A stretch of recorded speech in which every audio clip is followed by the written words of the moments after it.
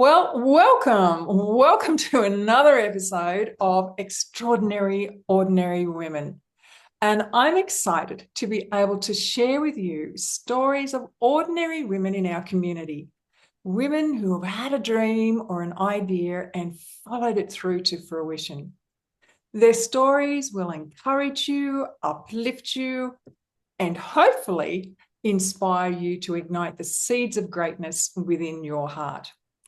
For it's through sharing that we come to realize that we are not Robinson Crusoe all alone on our island, but that there is, particularly now with social media, this incredible network of amazing women who willingly stretch out their hand with encouragement. Now, having found this for myself when my life was turned upside down, it is my gift to those women to be able to pay forward the gift of encouragement to others. So, without further ado, I have great pleasure in introducing you to Diana Connell. Now, I had the honor of meeting Diana at the recent Vinnies Sleep Out in Armidale. She shared a story of unimaginable heartache and heartbreak, and the painful reality of domestic violence. As she spoke, every one of us leaned in, moved by her honesty, her courage, and her strength. With the support of Vinnies and Global Sisters, Diana has not only rebuilt her life, but she now gives back. Not only as a speaker for Vinnies, which is how our paths crossed, but also to McAuley Community Services for Women and Children and the CHP Council of Homeless Persons Walk in Her Shoes program, where she is able to support others facing similar trauma. So it is with great respect and a truly humble heart that I introduce Diana Connell. So Diana, welcome. Oh, thank you so much, Margherita. This is amazing, and it's great to see your lovely face again. It was such a wonderful event to fly into. Excuse my dog, everybody barking in the background. It was such a lovely event, and really important to, to keep that conversation going of domestic violence and the link then between that and homelessness. Well, we all were truly amazed that you not only had the courage to go through it, but you now have the courage to perhaps not relive it, but relive it in the sense that you share your story in the hope of being able to help others. That's amazing because that was an horrific journey. So, Diana, I'm just going to let you start at your beginning. Oh, thank you so much for that. That's really kind. And yeah, I've always said that to be able to share my story is like a superpower because it's something that was just sort of given to me. It was just sort of there. And yeah, it's not a privilege, but it means a lot to me to be able to share it on behalf as well as others, even though we have different stories. We end up in very similar situations. Yeah, so I dairy farmer, so that's where I met my husband, was dairy farming in New Zealand. And yeah, we met and we had the normal, the fun of being young and going out to the local pub because that's all there was. There was in our community of Ekatahuna, there was two local pubs, a service station, and a tiny little, I don't know if you could call it a supermarket. It was just so little. And so yeah, so you sort of it was the joke of the whole of New Zealand, like, you blink and you miss it. Yeah. So yeah, so the community was very small. And so we're pretty isolated there as well once I moved in. So I moved in before we got married, 2 years prior to getting married, because we got offered from his parents to work on one of the family farms, which his parents had many farms in New Zealand, dairy farms. So we did that, worked along, beside each other there. And then we got married. 2 years later, we got married. I came pregnant with my first child. And that's when things started to change. And he started to get a little, quite verbally, the verbal abuse started sort of happening and popping in there. And straight away, I was like, well, this is not right. But I'd never seen anything like it. I'd grown up with the most wonderful background with my parents, very much all about the farm. And about what it brings and how you respect everything that, yeah. So, and going up in the hills and hunting, and we use everything that we catch. Yeah. And yeah, so I was brought up wonderful like that. And so I didn't I mean, I knew this wasn't right. And I sort of said, hey, but whenever I bring it up, it got worse. So he'd fling things back at me as if it was my fault. But so this progressed, as I don't know if you know how the violence progresses into many different levels, before it gets to the violence, sorry. So, there's the verbal abuse, there's financial abuse, and there's so many things that, abuses that come on. Right. Yes. Yeah, it's just awful. But so each time something new kicked in that was awful, I knew it wasn't right, but what could I do? And so by the stage we had two beautiful children, a girl and a boy. And then we were at the stage of purchasing a farm many years later. We were at this when the kids were 5 and 7. We were wanting to purchase a farm, but in New Zealand, it's so expensive to buy land. It's prime farming land everywhere. Um, and so we looked over in Australia, well, my husband did, and yeah, he really liked a place over here, and we were going into partnerships with two other people from our little community in Ikitahuna. I questioned it, of course, because we don't have anyone in Australia. I didn't know anyone, no family, no anything, two young children. So yeah, I questioned all that, but he said, well, if you don't come, you won't see the kids again. So moved over to Australia, and yeah, that was in 2002, hit the worst drought in Victoria, worst drought in actually I think it was Australia wide, worst drought in 100 years. So that made it really tough. No government assistance. So for our farm and everything, we got absolutely no assistance, like money for feed, like everyone else was getting for stock and everything. And we were a massive farm, so we actually bought two farms and put them together. So yeah, we were over 1,000 head of stock milking. Oh, And yeah, and that's I worked a lot of full work. time. It is a lot of work, yeah. And also a lot of back breaking work as well, as you would be aware of. Yeah.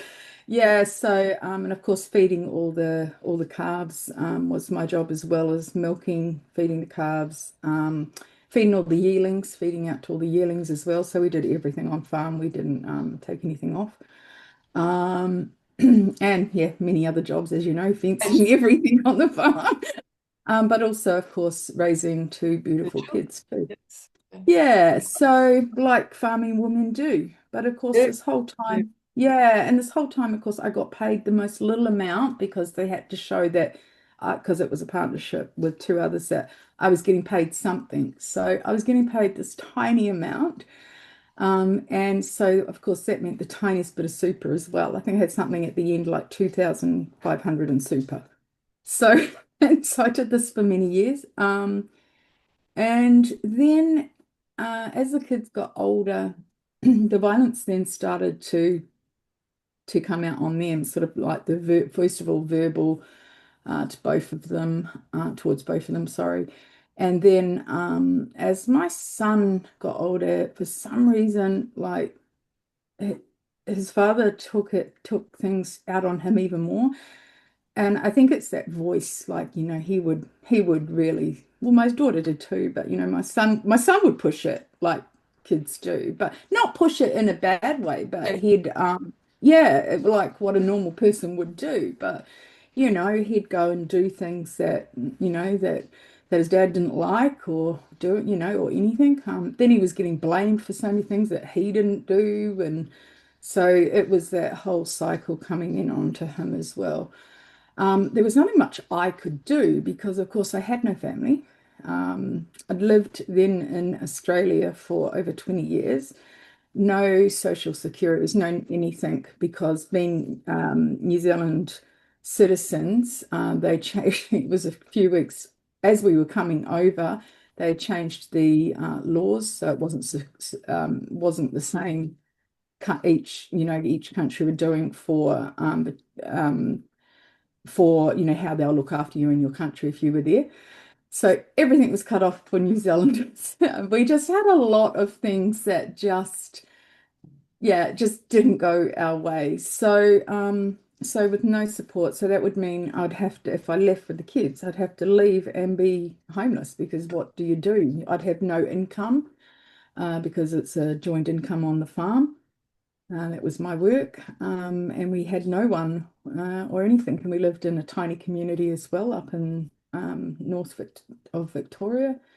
So yeah, as it's very limited when you're in a small community of people that are willing to help, especially when it comes to domestic violence. Oh, yes. Um, yeah, because it's that whole that thing of no one wants to get involved Yes. or Yes. they don't want to take sides. And my thing to that was there is no side. Like I'm not asking for people to take a side. I'm just asking for help. Yeah.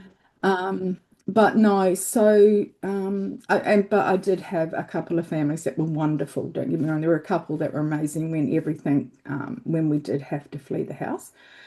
So yeah, we had to flee the house. My daughter was at this stage then down in Melbourne at university, just started, and my son was doing year 12, near the end of year 12. Yeah. So my plan didn't quite get there. My plan was to get them through school, and then, they go either to uni or, they get their jobs Get or out. whatever they're doing, their trades, out into the world safely and live Yes. a live a lovely life. But I didn't quite get there. So my son wasn't quite finished year 12. So yeah, it got to the stage where he became so violent. I came home one day when my son rang me, and he was chasing our son, around the kitchen table, saying that he wanted to kill him. So yeah, so that's when yeah, he was then. I sort of took there was no way I was going to let that happen, of course. So I sort of stood in between, and I took all the verbal abuse and everything else that came after that. And my son managed to actually physically drag me out the door. But what I didn't realize is he was actually recording it on his phone, which came quite handy. Well, I thought it was going to be quite handy later on down the track, but I'll touch on that in a minute. But yeah, so that's what we left with. We left with my son's phone and nothing much else at all. And also, my son's phone was just about flat. So, as things when they happen, that's what goes on. And of course, no charger for it, no anything. Yeah, so that's what happened. That's where we left. And then, of course, my daughter, who was at uni, of course, I couldn't afford because then I had no job. None of us had income because of school, uni, and myself was working on the farm. So, and at that stage too, I actually had cancer. So that was my first lot of cancer I had. And I put it all down to the stress, years of stress of living that, and which they now do know as well that you're at a higher risk coming from domestic and family violence because of those many years of stress. You're at a higher percentage rate of getting certain things like, of course, more than just all the mental, awfulness that goes with that, but also things like your gut health, autoimmune disorders, cancers, the list goes on. There's quite a few things.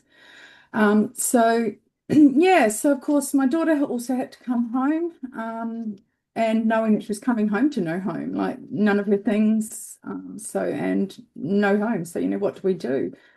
In the meantime, she stayed there for a few weeks down in Melbourne while she could. And my son and myself, we slept in the car at a local, well, it wasn't really local. We had to go to the nearest town because where we lived, where my son went to school, it didn't have anything like Macca's or anywhere where you could use their toilets or anything like that. Yeah, so we had to go there to a closer town, bigger town, and then I worked out with the school and without telling them what actually had happened, that Ben would need then picking up as close as he could to where we were. So, because of course I had no money for fuel, and we did get a car. I forgot to say that. So we went back with the local police, and we could only get a few things. When he wasn't helpful at all, the sergeant, he was just awful to us. Saw things that shouldn't happen, like my husband had me pinned up against the wall around my throat, things like that. But he was just like, you know, the important thing is to get what you can and then we'll go. So there was, yeah, instead of arresting him. So that's, yeah. So yeah, it's all very backwards the way the thinking of he thought he was doing good, but no, that's so backwards and so harmful. So yeah, so we got the car, my medications at the time, because I was actually on a feeding tube as well, because the cancers had also caused issues with my stomach, so it wasn't working.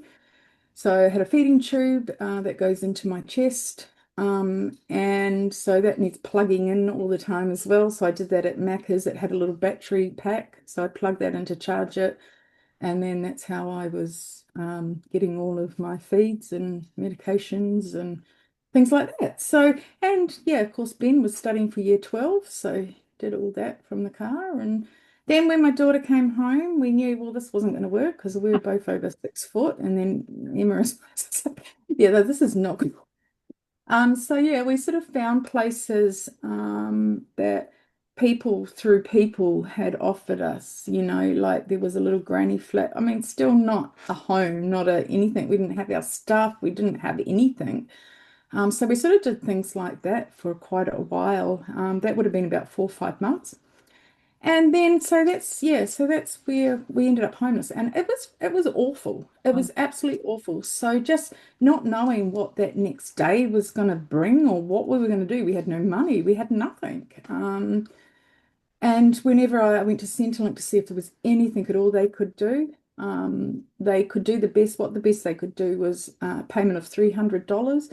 They accidentally put it in my old account, which was joint, instead of putting it in my new account, um, and things like that. So it's just like, it's just crazy. But the police took, in the meantime, while this was all happening, while we were homeless, police took my husband to court.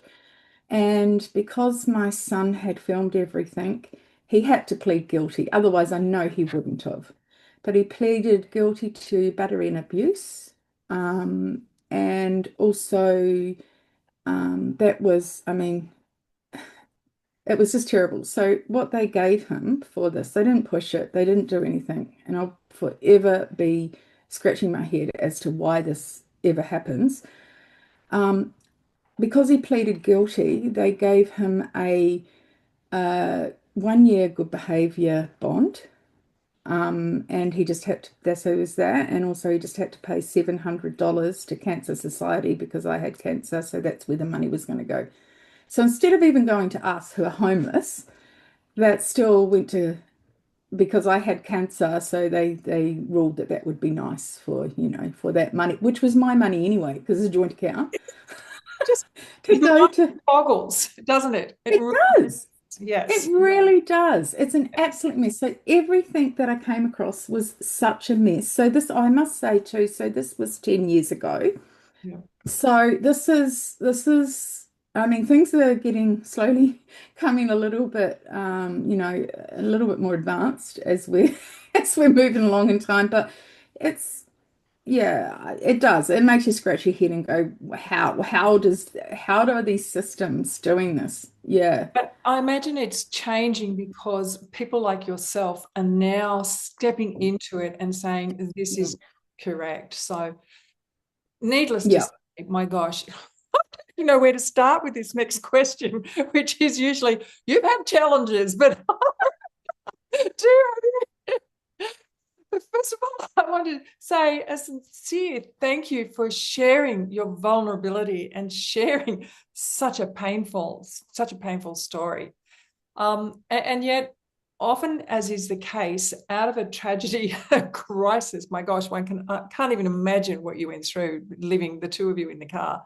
Yeah, Um, it was awful. Mm. Good comes from it. And I see, from your talk, you are now supported with my gosh, Global Sisters have just stepped in beautifully from what I've heard from you. I'm just conscious of the time. I Um, know. I'm so sorry. um, so I guess we've really touched on the challenges you've faced. Um, Yeah. so what would be, the brighter things that have come out of it Yeah. for you? Yeah. So I mean, as you can imagine, my story, it's got so many more elements to it and everything. So that's it in a little nutshell. But Yes. yeah, and this is why I was right from the word go. I've never changed who I am. I've always known what was happening was wrong. There was no two ways about it. But there is such a thing as just being stuck in situations that you honestly can't do anything about. So I started like working on things like how do I make this better? So I started to become interested in like, well, obviously this is not right. So we need to do some things. So I actually ended up, first of all, with McAuley Community Services for Women and Children, and they're in Footscray because we ended up in a safe home down in Melbourne. Never lived in a town, let alone a city. So it was huge. And yeah, so we ended up down here, which was the best thing that could have ever happened to us in the end. Otherwise, I would not be where I am today in changing systems and things. So they were absolutely wonderful. And when I got there, I knew what then that rapid. Oh no.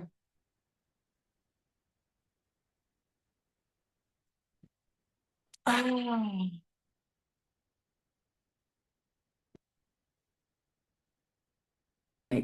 So we when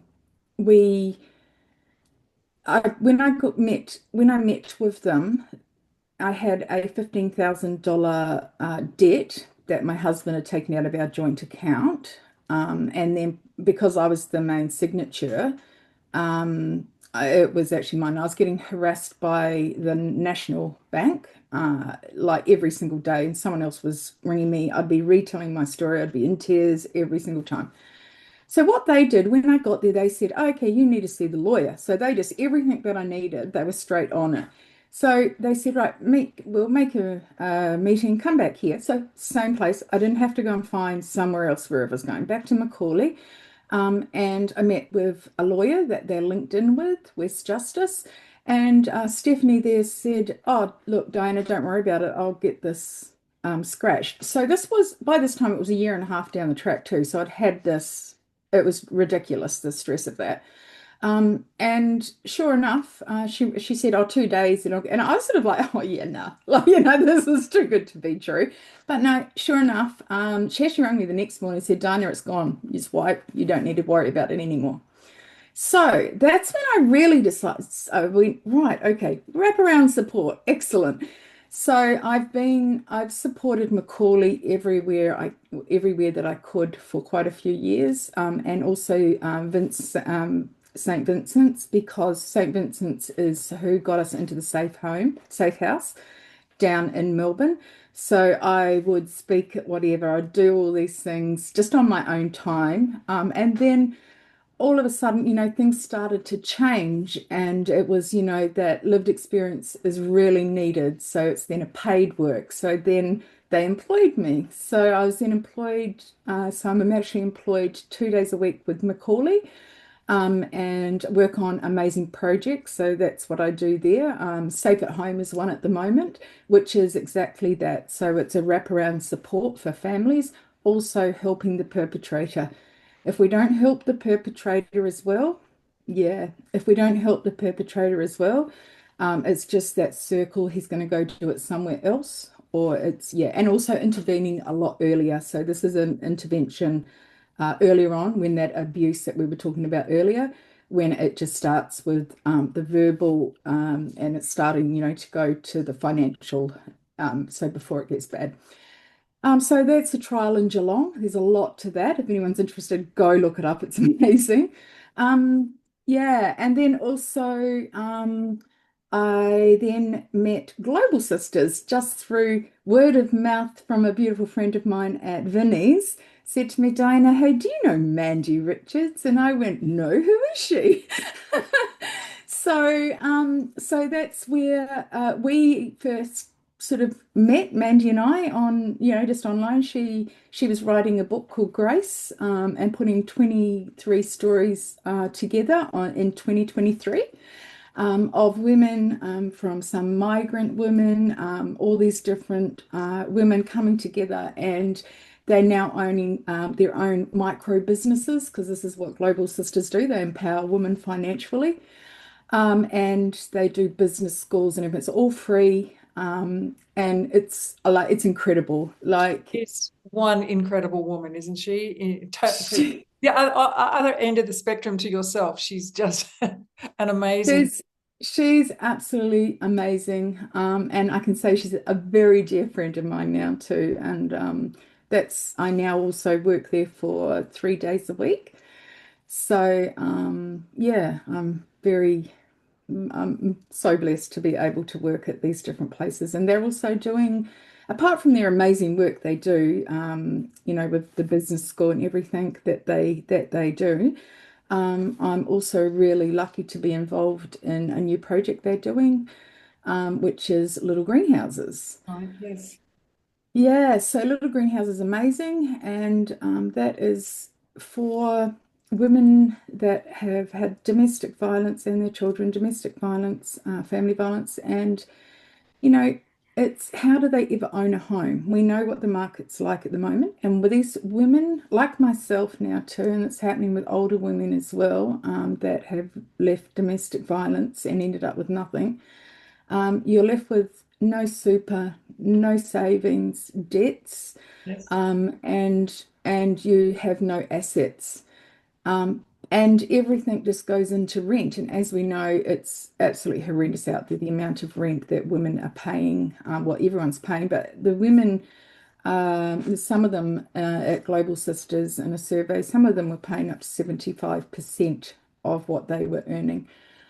So yeah, so this is where and I've always said, like, I'm never going to own a home. I'm always going to be renting. So Mandy has started little greenhouses, and it's about, when we say little, they're not little, two-bedroom homes, Yeah. beautiful. So they're modular homes, they're absolutely stunning. So up in Armidale, I say up in Armidale because I'm in Melbourne. So up in Armidale is our first pilot, and also we're starting one also that's just actually ramping up now in Geelong, just out of Melbourne. And that's So exciting it's, news, isn't it? It really is, because I'm part of Global Sisters too. Uh, yes, and Jana here in Armidale, yes, it's just amazing. really exciting. Diana, for people who want more information, there will Yeah, be links and contacts in the description. But I would just like to say thank you very, very much for sharing your story so raw here today. And I imagine that you will touch many women's lives. We just never know the ripple effect of the stories shared. And I honour you in sharing yours. Thank you again. And I look forward to sharing more stories of extraordinary, ordinary women next time. Diane, thank you. thank you. No, thank you. It's been my pleasure.